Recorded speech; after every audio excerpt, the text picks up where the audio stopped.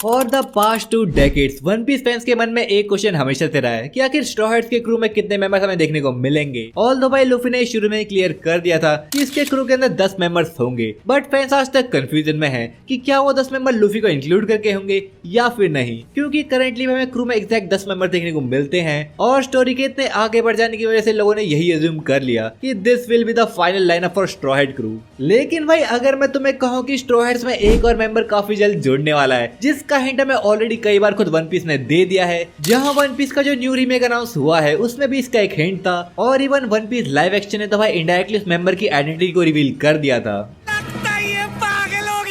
लेकिन रुको भाई, इतना ही नहीं, एक हिंट तो ऐसा है जो लोगों की आंखों के आगे ना जाने कब से था, बट कोई इसे नोटिस नहीं कर पाया, जिसको मैं थोड़ा आगे जाके रिवील तो करूंगा ही, बट उससे पहले आई नो लोगों के काफी डिफरेंट ओपिनियंस होंगे फाइनल स्ट्रॉ हैट को लेके। सो उसी के लिए मैं पहले बात करूंगा पोटेंशियल स्ट्रॉ हैट मेंबर्स की, जो कि अगर स्ट्रॉ हैट के साथ ना भी जुड़े तब भी आगे स्टोरी में उन्हें स्ट्रॉ हैट की मदद करते हुए देख पाएंगे, जिसमें नंबर 1 पे ऑब्वियसली है यामाटो। अरे रुको भाई, बॉन-चान के फैंस कमेंट में गाली मत देना, आई नो काफी लोग उसे स्ट्रॉ हैट्स में देखना चाहते हैं, बट भाई सच यही है कि वो क्रू मेंबर नहीं बन सकता। एक रीजन तो भाई ये है कि इम्पेल डाउन के बाद हमें शो नहीं किया गया कि आखिर उसके साथ क्या हुआ, क्या वो जिंदा भी है या फिर नहीं। लेकिन भाई आई नो फॉर श्योर कि वो अलाइव है, और चाहे वो स्ट्रॉ हैट क्रू में जुड़े या फिर ना जुड़े, पर फिर भी वन पीस फैंस के तो वो हमेशा एक ऑनरी मेंबर रहेगा स्ट्रॉ हैट का। सो हाँ, अभी बात करते हैं यामाटो को लेके, जो कि वानो के एंड तक तो स्ट्रॉ हैट के साथ डेफिनेटली सेल करने वाली थी, लेकिन एट द वेरी एंड उसने अपना डिसीजन चेंज कर लिया, क्योंकि पहले वो ओडेन की तरफ वानो को पैदल एक्सप्लोर करना चाहती थी और डिफरेंट चीजें एक्सपीरियंस करना चाहती थी। लेकिन भाई इसका ये मतलब नहीं है कि यामाटो में स्ट्रॉ हैट के साथ आगे नहीं दिखेगी, क्योंकि सबको पता है कि ओडेन भी ऐसे ही बाद में पायरेट्स के साथ सफर पे निकला था, तो यामाटो भी यहाँ पे डेफिनेटली लूफी के साथ सेल करना चाहेगी। और भाई सबको पता है कि वो क्रू का एक स्ट्रॉन्ग पॉइंट बन सकती है अपने अवेकन डेफरूट पावर्स की वजह से। अब देखो, ऑन पेपर तो कभी कंफर्म नहीं किया यामाटो की अवेकनिंग के बारे में, but she also has a mythical Zoan डेल्फूड,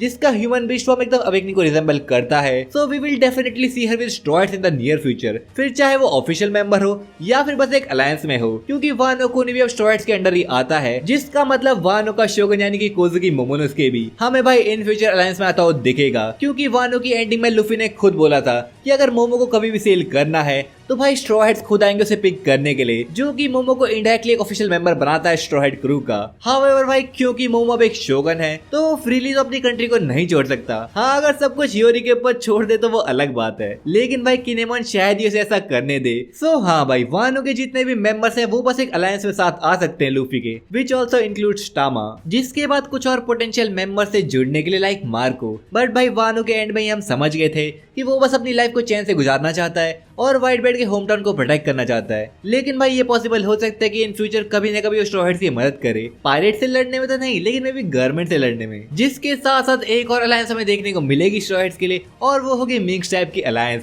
जिसको लीड करेगी अपनी कैरेट। और वहीं हमें जुनिशिया का फिर से स्टोरी के अंदर इन्वॉल्वमेंट देखने को मिल सकता है, बिकॉज अभी जुनिशिया का जो क्राइम है उसके बारे में रिवील नहीं किया गया। वैसे अगर तुम लोग चाहो तो मैं इसके ऊपर एक थ्योरी बना सकता हूँ, लेकिन भाई उसे देखने के लिए तुम्हें चैनल को सब्सक्राइब करना पड़ेगा, क्योंकि अभी भी 80% यार लोगों ने भाई चैनल को सब्सक्राइब नहीं करेगा, तो यार फटाफट कर दो। सो फिलहाल अभी टॉपिक पे वापस आते हैं, जहाँ पे एक और पोटेंशियल मेंबर बचा है जिसे लोग कंसीडर करते हैं कि ये बंदा स्ट्रॉ हैट के साथ होना चाहिए, और वो है अपना डोनट लवर काटाकुरी। अब देखो भाई, चाहे बिग मॉम जिंदा हो या फिर मर गई हो, काटाकुरी एक ऐसा बंदा है जो अपनी फैमिली को छोड़ के कहीं नहीं जाएगा, फिर चाहे उसको खुद स्ट्रॉ हैट लूफी क्यों ना इनवाइट करे। इवन दो आई थिंक अब काटाकुरी लूफी को काफी एडमायर करता है और इंपॉर्टेंस देता है, but he will not join straw hat pirate. हाँ, मे भी हो सकता है कि ब्लैक बेड से फाइट करने में काटाकुरी लूफी का साथ दे, क्योंकि करंटली काटाकुरी की बहन पुडिंग और लूफी का दादा गार्ब दोनों ही भाई उसके कब्जे में हैं। मे भी मैंने किसी मेंबर को मिस कर दिया हो, पर अब फाइनली आते हैं उस पर्सन पे जो कि स्ट्रॉ हैट का 10th और फाइनल मेंबर होने वाला है, या फिर मैं कहूँ होने वाली है।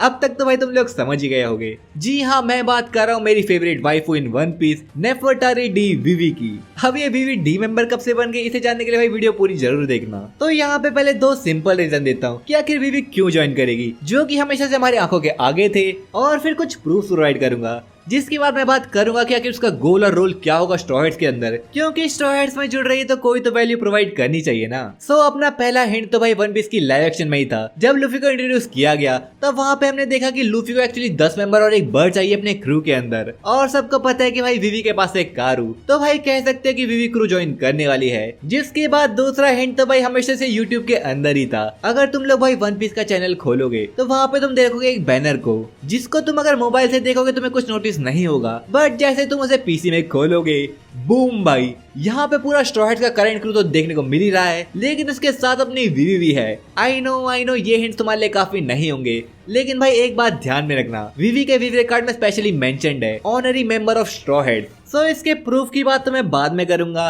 पर अभी बात करते हैं कि आखिर वीवी क्यों स्ट्रॉ हैट क्रू ज्वाइन करेगी। सो भाई रेवरी के टाइम में मेजर्स के अंदर वीवी के फादर किंग कोबरा का मर्डर हुआ था, जो कि ऑल्दो गोरोसे ने किया था, बट भाई उसका ब्लेम साबो के ऊपर डाल दिया गया एंड वीवी भी मेजर्स से गायब हो गई थी, जहाँ करंटली वो वॉपल के साथ बिग न्यूज मॉर्गन की शिप में है। अब क्यों है कैसे है उस बात को स्किप करते हैं और अभी बात करते हैं किंग कोबरा के मर्डर की। सो यार सबको पता होगा कि अलाबास्टा में एक पोनीग्लिफ प्रेजेंट है और कोबरा एंशिएंट हिस्ट्री के बारे में बात करने गया था गोरोसे से, जहाँ पे ये रिवील हुआ कि भाई जो कोबरा है वो नेफरटारी फैमिली से बिलोंग करता है, जो कि उन 20 फैमिली में से एक थी जिसने वर्ल्ड गवर्नमेंट को फॉर्म करा। लेकिन 800 साल पहले की जो उनकी लीडर थी यानी कि नेफरटारी लिली, उसने भाई मेजर्स में रहने से मना कर दिया। अब भाई इससे भी बड़ी बात यहाँ पे ये रिवील हुई कि जो एक्चुअली नेफरटारी फैमिली है वो भी डीक्लाइन की एक मेंबर है, यानी कि वीवी का पूरा नाम है नेफरटारी डी वीवी, मीनिंग वीवी सेलेस्टियल ड्रैगन की सबसे बड़ी दुश्मन तो है ही, बट उसकी फैमिली का गोर से ट्रेटर्स की तरह देखते हैं, क्योंकि एक तो जो 800 साल पहले वाली लीडर थी यानी कि लिली, उसने भाई मेजर्स के अंदर रहने से मना कर दिया था।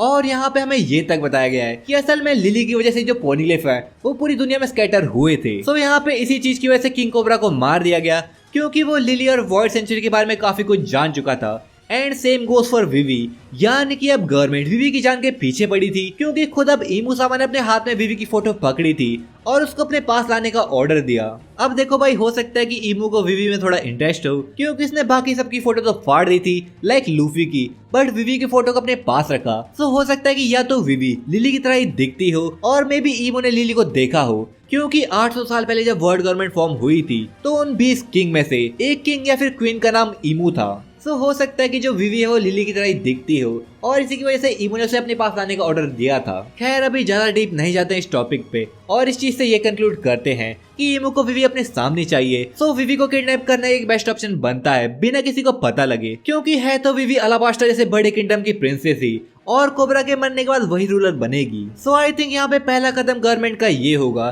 कि वो वीवी को थ्रोन से हटाए और उसके लिए उन्हें एक रीजन चाहिए होगा, जो कि आई थिंक उन्हें काफी पहले मिल चुका था। क्योंकि अगर तुम्हें याद होगा तो इन चैप्टर 216 टाइटल वीवीज एडवेंचर हमने वीवी को स्ट्रॉ हैट क्रू को फेयरवेल करते हुए देखा था, जहाँ ये चीज नेवी शिप्स ने भी नोटिस की थी। ऑल्दो उस टाइम इस इन्फॉर्मेशन को डिस्क्लोज नहीं किया गया, बट आई थिंक ये एक चांस हो सकता है कि वीवी का स्ट्रॉ हैट क्रू से रिलेशन डिस्क्लोज किया जाए और मे बी वीवी को उसके रॉयल स्टेटस से हटा दिया जाए और जो गवर्नमेंट है वो अलाबास्टा को अपने कंट्रोल में ले ले, क्योंकि अलाबास्टा के पास एक पोनीग्लिफ तो था ही, तो हम कह सकते हैं कि पास्ट टाइम में अलाबास्टा किंगडम जोएबे के साथ अलायंस में रहा होगा। तो जैसी ये स्टोरी चल रही है उसके अकॉर्डिंग गवर्नमेंट का अलाबास्टा के ऊपर कंट्रोल करना अनएक्सपेक्टेड नहीं होगा, फिर चाहे उन्हें पोनीग्लिफ के बारे में पता हो या फिर नहीं, क्योंकि वो पहले से नेफरटारी फैमिली और लिली को एक ट्रेटर मानते हैं। सो इसका मतलब वीवी डी क्लैन से बिलोंग तो करती है, बट अब उसके पास एक मोटिव है गवर्नमेंट के अगेंस्ट जाने का, क्योंकि उन्होंने उसके फादर को मारा है, बट अब मे बी वो अलाबास्टा के ऊपर कंट्रोल भी कर लें और अगर उन्हें वहाँ पे पोनीग्लिफ मिल गया तो भाई ये सोचना गलत नहीं होगा कि किसी बहाने वो अलाबास्टा को बस्टर कॉल से भाई उड़ा दें। वेल अलाबास्टा का फॉल तो बात की बात है, बट इन चैप्टर 216 जब वीवी ने लूफी से पूछा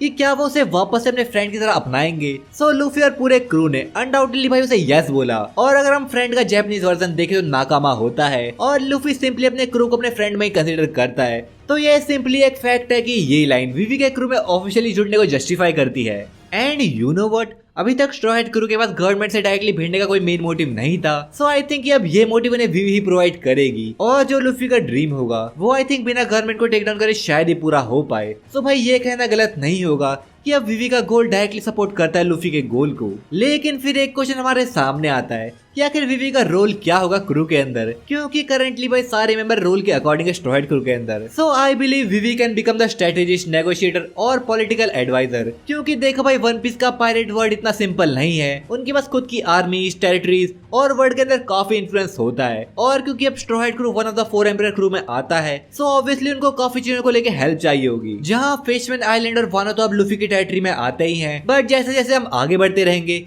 ये चीजें और एक्सपेंड करेंगी और हमने वोल के एक आइलैंड और भाई वानो के अंदर भी देखा था कि अब काफी स्ट्रेटेजीज एंड डिस्कशंस की जरूरत पड़ती है। इवन कोई नेगोशिएटर या बात करने वाला क्रू के अंदर तो उससे काफी ज्यादा इम्पैक्ट पड़ता है। और भाई विवी से बढ़िया कौन ही रहेगी इस काम में, जो कि प्रिंसेस बनने के लिए पढ़ रही थी, जहाँ ऑब्वियसली उसने नेगोशिएशन और पॉलिटिक्स से रिलेटेड चीजें तो सीखी होंगी, but she can also provide ideas कि कैसे किसी प्लान को इम्प्लीमेंट कर सकते हैं, जो कि हमने एलाबास्टा के टाइम में देखा ही था। और जैसे जैसे हम आगे बढ़ रहे हैं, मे भी प्लान तो चाहिए होंगे स्ट्रॉयड्स को वॉर के लिए। सो मे बी एगेट के एंड तक विवी क्रू के साथ हमें जुड़ते हुए दिख सकती है, क्योंकि अभी वो मॉर्गन की एयरशिप में है। तो पॉसिबल हो सकता है कि विवी स्ट्रॉयड से मिले, क्योंकि एगेट के स्टार्ट में बात चली रही थी कि कैसे स्ट्रॉयड विवी को बचा सकते हैं। और जो मॉर्गन है वो न्यूज कवर करने के लिए एगेट के पास तो जाएगा ही। सो हो सकता है कि वहाँ पे हमें फाइनली स्ट्रॉ हेड्स और विवी का रियूनियन देखने को मिले। वेल आखिर तुम लोग किसको स्ट्रॉ हेड्स के साथ देखना चाहोगे, और अगर तुम लोगों को कोई भी थ्योरी वीडियो चाहिए तो यार कमेंट करके जरूर बताना। सो भाई आज की वीडियो में इतना ही, मिलता हूँ आपसे अगली वीडियो में, तब तक के लिए सायोनारा।